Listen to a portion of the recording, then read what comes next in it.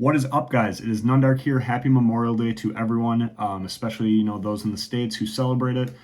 Just a time to be thankful for what we have, in our freedoms. One of which is coincidentally Pokemon. So in this space, just a day to really be thankful for what we have and the freedoms that we have, and pay our respects to those who kind of gave that to us. So that's that.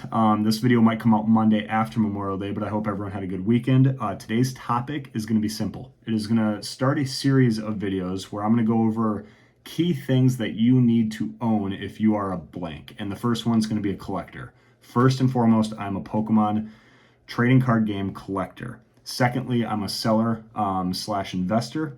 And there's going to be unique things that you're going to want to make sure you pick up if that is kind of how you characterize yourself in this space. And then the third thing, which I don't have credibility for, I'm not going to pretend to, so I'm not going to flood you guys with that content just yet, but that is the competitive scene and the actual playing of the trading card game. But this first one is all about collecting. And my wife asked me a good question the other day. She goes, you should make a video about things that you've learned over the past year that are must-haves for a new collector, because I didn't know, and I did some research and watched some videos, but there was never really a one-stop shop for the main basics. If you don't know anything about it and you're just starting to buy cards or get into it, how to keep them safe, protected, organized, displayed well, just little things like that that can really help a new collector. And it was a brilliant idea, so we're gonna run with it. And a lot of this I just learned along the way. So before I get into it, I do want to say that the comment section lately has been absolutely popping off. It's been very fun. As you guys know, I love to respond to every single comment of any recent video that I've dropped. I really like that. I like the banter. I like the discussion. I like to engage with viewers of these videos and kind of have our own community. As this channel continues to grow, which I really thank everyone for. And if you have not subscribed yet, most of you probably haven't, I appreciate your support. We're on the train to 1,000 subs. We just crossed 500. We're over halfway there, and I really appreciate sincerely the support. But the comment section for me has been really engaging. I love to hear where you guys disagree with my points, where you agree with them. I think there's always something we can learn in this space. There's something I can learn every day. That's what I love to do. That's why I'm here. And there's really no right or wrong, as long as it's said with some sort of sincerity and backup. And if there's something I say today where you're like, you do not need that as a collector, that's the wrong product, or that's the wrong brand of binder, tell me, please. Or if there's something you found that you absolutely need as a collector in Pokemon, drop it in the comments. Let other people in this space and myself know that I'm missing out on something. That's what it's there for. And I want to encourage that and say thanks to everyone who does stay engaged in these videos. So the first thing we're going to do, and for a lot of you guys, this is going to be extremely basic, but there are going to be people who, myself included, don't know these things as you come into the space. And the first one is, when you want to protect a card, you first put it in a penny sleeve. We're going to get into these top loaders, which are rigid. Don't just put a card straight into a top loader. It will scratch the hollow surface. You always need to make sure, unless it's just bulk or random cards that don't really hold any value to, make sure your card is in a penny sleeve. Very cheap, very affordable. You can find them at every store. Put them in a penny sleeve. From a visibility standpoint and actually appreciating the art on your card, a clear penny sleeve like this is the best for not distorting the picture. A lot of the ETBs, the Elite Trainer boxes, come with kind of this, or specialty boxes. They have a design on them. They're very cool, very collectible, and very helpful if you just need a surplus of sleeves. But they have almost this metallic, foggy sheen to it, and it makes the card, you can still see what you're looking at, obviously, but it just distorts the card a little bit, in my opinion. I just think this is the better way to go. However, these are a little bit more rigid. So I do think if you're just going to put a card in a penny sleeve like this and binder it, these might be the way to go. Just one little extra layer of protection from this pretty flimsy penny sleeve. If you're going to put them in a top loader, which you should for most of your valuable hits, or just, you'll see in one of my binder recommendations is a top loaded binder, you can still appreciate cards and not have these just in a big, stack of top loaders, and then you have to sift through them one by one to appreciate them. There's other ways to go about seeing top-loaded cards, but really the best way to protect a card is to put it in a penny sleeve and put it in a top loader. It just prevents any sort of bending of the card, and it's the best way to keep it safe. These are also very cheap. You can probably find them at most stores for like 20 cents, 25 cents a piece. Get them in a pack of 25. But those are what the bare necessities to keep a card protected. And then we'll jump straight into, after that, actually we'll go into deck boxes next. So deck boxes, if you are a player in the game, these can keep a competitive deck. They can also just transport cards or keep cards stored.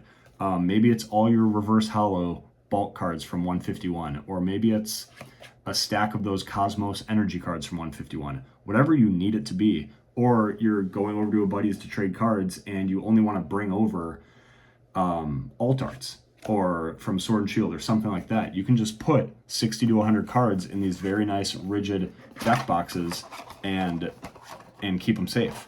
And they display well. They're just great for organizing. And here's a couple other examples, but just make sure you have a couple deck boxes on hand. I'd say even more important than that, though, is the third item on the list, and that is binders. And the first thing I want to say with that is, back in the day, if you guys were getting into the hobby when it started, way back in your childhood, if you're kind of in the 30s like I am, everyone had a 3-ring binder with 9-card sleeves, and you would put 2 cards in each sleeve facing opposite directions, and their backs would actually rub against each other. And then to pull the card out, you had to like kind of dig into the sleeve, grab the card and pull it out. That's what led to chipping over time. That's what leads to whitening, scratching of the backs. I mean, 3-ring binders at this point, I have my original childhood one, but they are archaic at this point and they should not be used because better binders have come out, and those are side-loaded binders where every side of a page is completely separate with separate pockets than the other side of that page. So what I'll start with is, and this one's just a Pokemon Company binder. Like, this is my Paldea Evolved binder. These are side loaded, and right here you can see you insert the card from the side, and it is not touching the card behind it, which has its completely own pocket and page. So you're not putting cards from the top of the slots, you're putting them from the side. And binders have just gotten better. So that's like the most basic recommended binder at this point. The next one, what you can see, and the reason we're gonna get to a tier above this, is this still flails open. Your cards are still subject to long term like dust and wear and tear. But then you just like wrap this elastic binder over it and call it a day. Now binders, Ultra Pro, or I really like Voltex, so right there. But great binder brands where it's actually leatherback and it's zippered. So undo the zipper, and now they come with 4x4. So I've been getting 4x4 lately. You don't have to do that. But again, side loaded. The backs of the cards don't touch. Every page is its totally unique page, or at least pockets are unique. But just the fact that these are side loaded, close it up, zipper it shut, and then very rigid. Like, this is, in my opinion, the #1 way to keep your bindered cards safe and secure.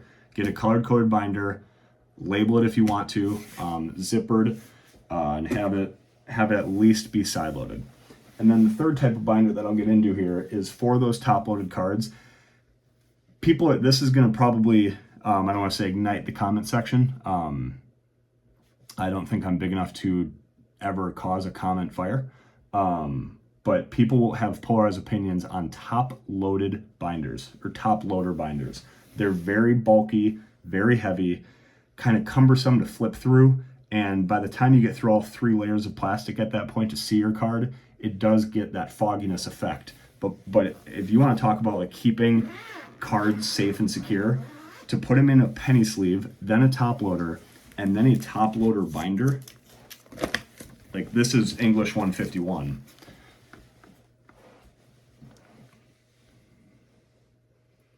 Like, these cards are so secure. Every page has 9 top-loaded cards in it. And again, side mounted. So like, let's take out this Mew. Take it out. See, again, very cumbersome. But you take this Mew out, and the Mew is in a penny sleeve and in a top loader, and then put into my top loader binder. So that is like probably the number one. You want to keep a card for grading someday, or at least in like legit near mid, never to decrease in quality. It's probably going through all those steps. But again, very cumbersome. You don't need to do it. At least just go with a side loaded binder. But I would say you have to pick up binders nowadays. And it can be for a variety of things too.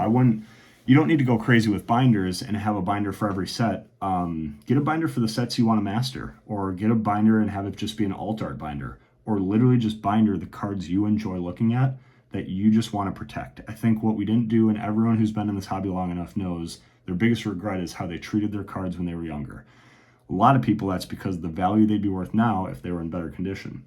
Now that everyone knows better, cards nowadays in 20 years aren't going to have the low pop 9s and 10s of like a base set card, and it's not going to see that large of a value spike, but it's going to matter. And at the end of the day, we just want to keep our cards looking good. And we just played with them so much as a kid and didn't care about them and shoved them into 3-ring binder, dual-sided pocket slabs, and like, there's just better ways. So I guess get your sleeves, get your top loaders, get binders. Then you need a way to store your cards and organize them. This is very crucial if you're sorting through bulk. Making master sets, I will link a video at the end of this video for how to make money off bulk cards. A lot of people have found this very helpful, and it is the number one way, in my opinion, to make money selling your bulk. You're not going to want to miss it. That is at the end of this video. But the way to sort your bulk, or sort anything, if you don't want to put them in a binder, is to use an ETB. So this is an Elite Trainer box. Basically how an Elite Trainer box comes in the stores is there's a top of the box and a bottom of the box, and then there's a sleeve that goes over it that has the nice displays. You can see those all behind me.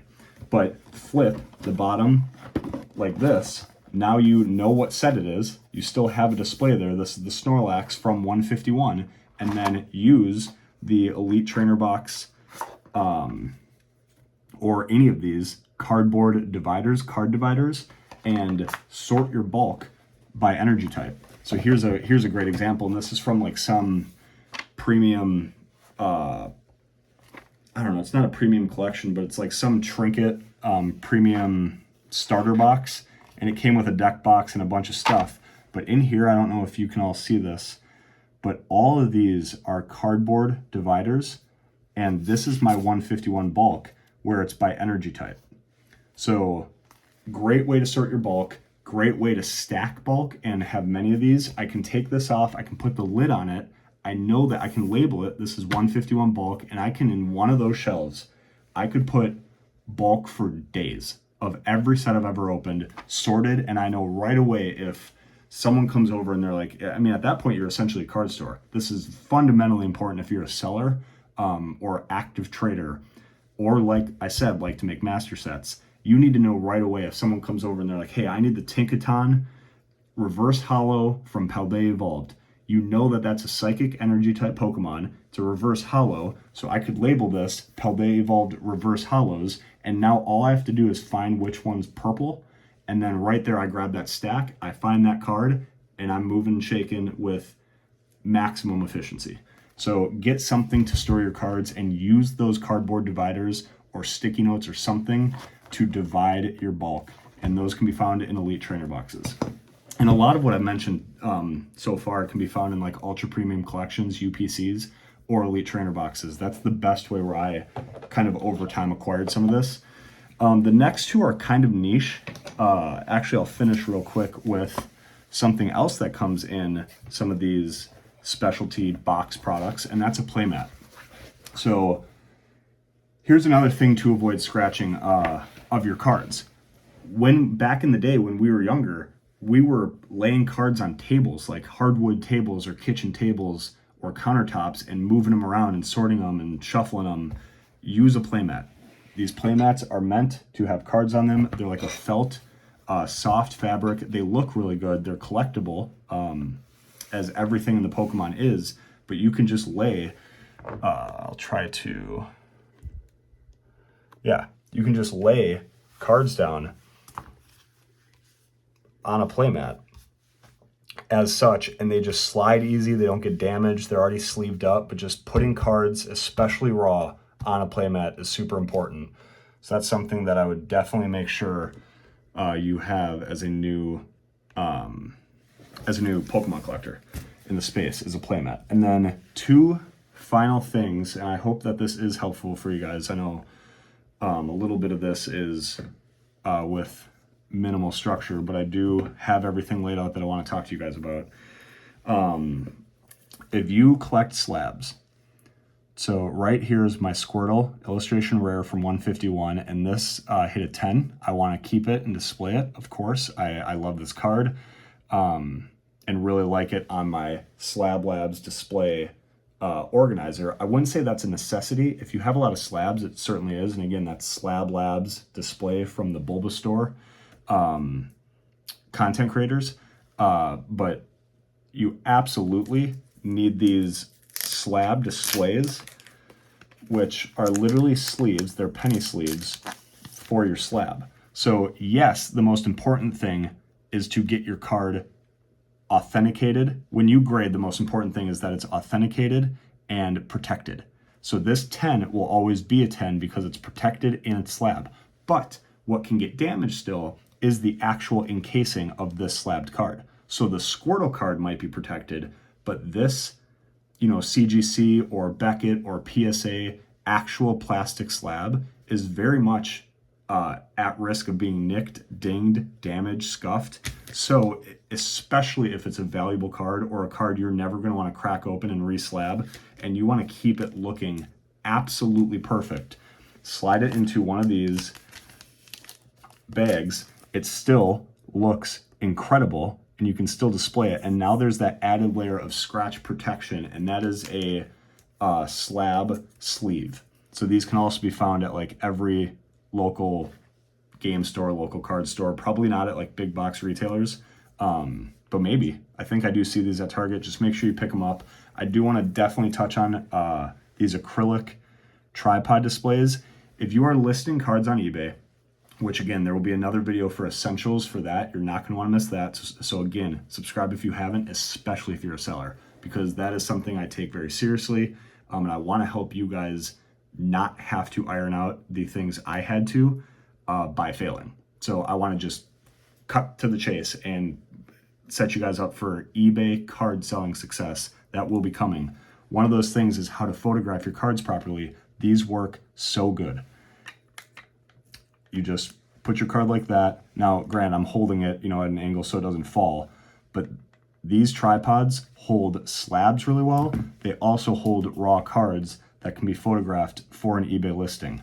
And you put a bunch of these displayed next to each other on a shelf, and they make raw cards display very well. You can put cards that belong next to each other on a bunch of displays.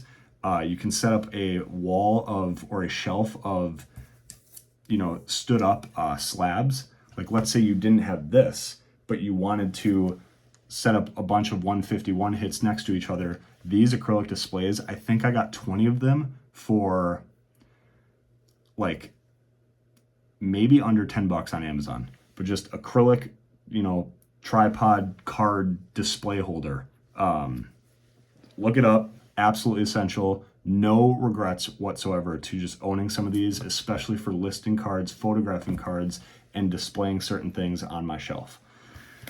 So that's that. And then the last thing I wanted to touch on. As far as storing cards, if you do not own a Charizard UPC from Sword and Shield, right there, this A is going to skyrocket in value because it has Evolving Skies packs. It has Lost Origin packs, Chilling Reign, all these Sword and Shield sets that are now out of print and climbing in value. They're booster boxes at least. You have loose packs of all those sets in this product. I've done videos on this product. At some point, it is not going to be a $120 box anymore. This is going to be a $200 UPC. So for that, that would be a good just want to educate you guys on this like tidbit to pick up. But that obviously doesn't help with what I'm going to say next, which is using this as a storage container. That would require ripping into it. Still fun. You still have a lot of packs you can enjoy. But this product specifically, better than the 151 UPCs and really any UPC today, it has drawers. So when you open this, there are actual drawers that you can store loose packs, cards in. It's kind of hard to show without the drawers not falling out. But just to, and it has a magnet too. Like that was a magnetic shut, and it has 3 drawers, and you can do bulk energy cards in one, water, fire, and fighting in another. You can sort bulk in there. You can sort trinkets, dice, game chips, play mats, whatever you need to store. This box looks a lot better on that shelf than a bunch of loose crap that's not sorted. So if you want a fun product that you can enjoy opening packs to acquire a storage set of drawers like this, that is probably the best thing out there, is the Sword and Shield UPC in my experience. Again, if you want to spend your money on something that has fun and also functionality paired with it, you can probably also find these at local game stores in the back, or leftovers, or probably even on eBay without any of the contents. Just people who've opened enough of these and are trying to sell these boxes. I would legit recommend spending $5 to $10 on a Sword and Shield 3-drawer UPC just for sorting your stuff. Finally, and then we will end this video. I did not expect it to be a 20-some minute video, so I apologize, but that's kind of the way things go with me. Get a storage case. It doesn't need to be this big. This is a carrying case for both slabs and raw cards, and this can be taken to trade nights, to competitive tournaments. I'm going to be bringing a large portion of my collection to Collecticon as trade value, so that as I try to up my base set collection, Fossil or Jungle, or maybe take some of my PSA 9 or CGC 9 slabs and get that 10 in that card, I want to be able to have stuff and have leverage in my collection, but in a way where I can carry it and nothing is getting damaged in here. So it's way better than like traveling with binders in a backpack, or God forbid loose cards. Maybe bring a deck box, but you can fit deck boxes in here. So this is a Case Club. This is a Case Club briefcase. There are other companies. I'm not, married to Case Club. This was just an affordable one gifted to me on Christmas from family. But basically, this thing has, and it's not full right now because my collection's behind me, but all these foam dividers can be like moved and adjusted to fit what you're trying to display. And then you can angle a bunch of slabs in there as such. And then once this shuts, the coolest part is it has a foam top. And once this shuts, things in there are tight enough where if I carry it like this and I move it around all day, that Squirtle, when I open it, is still in the exact same positioning. So very, very cool. Again, a lot of different styles and products that you can go with. But yeah, let's summarize all that. And these are things that when I started collecting, guys, I went and got a Obsidian Flames Elite Trainer box, and that was it. I stored what I opened in that box in the Elite Trainer box, and probably the next 4 or 5 things I bought, I stored it in that Elite Trainer box. And then I went and bought a binder. And then I started to top load my cards and sleeve the hits. And then I started to put them into top loaders. So like I got there over time, but just for well under $100, you can get most of what I talked about today and keep your cards protected and display them how you want to. And the most fun thing, at least for me, about Pokemon is looking at my collection, sorting through it, organizing it, reorganizing it, playing around with how I want my cards to look in a binder, and trading, and like collecting, and my collection in particular is ever evolving. So having the tools needed to keep it straight and be able to know where cards sit in my collection, and then have the equipment needed to display things in however I'm feeling that day or week or month is super important to me. So again, it's penny sleeves, it's top loaders, it's binders. Don't get top loaded, get side loaded, but at least make sure that it's not the clear 2-pocketed front to back. Make sure that each card has its own slot. and slots that allow it to be penny sleeved and then put into the binder. Then make sure you have somewhere to store your bulk and store cards in a way that allows you, if wanted, to organize your bulk. Grab some deck boxes, keep some rigid deck boxes, make sure they're not flimsy cardboard. That will not last. And then make sure you have the ability to protect the slabs that you want to put a sleeve around. Get these display tripods, and then have a carrying case, a travel case that is super, almost like air travel friendly. Very hard to damage or break the contents of what's inside of it. That you can carry kind of a mobile version of your collection to other places. So that is just key things. I think we had like 5 or 6 as a collector of cards that I really recommend having. The next video is going to be if you're a seller. There are absolute essentials, probably even more essentials to eliminate the headaches, really have successful selling, and then tools to make your life easier doing so. And then the third thing, maybe getting into investing tips and tricks, and certainly sites where you can like track some of that. And then once I learn how to play the game, if I ever get to a level where I feel confident giving you guys that information and giving you kind of tips, tricks, or any pickups or equipment like this that I recommend for players of the game, I'll certainly do that. That is a far ways out though. But the seller one's coming soon. Again, I'm Nundark. Happy Memorial Day. Thanks for sticking through another rant. Hopefully you found something I shared helpful. If you know someone that needs some of this or is new to the hobby, shoot them the link. Again, engage in the comments. I love talking to you guys. Have a good one. Most importantly, tell someone you love them. Be a good human. We'll catch you in the next one. Peace.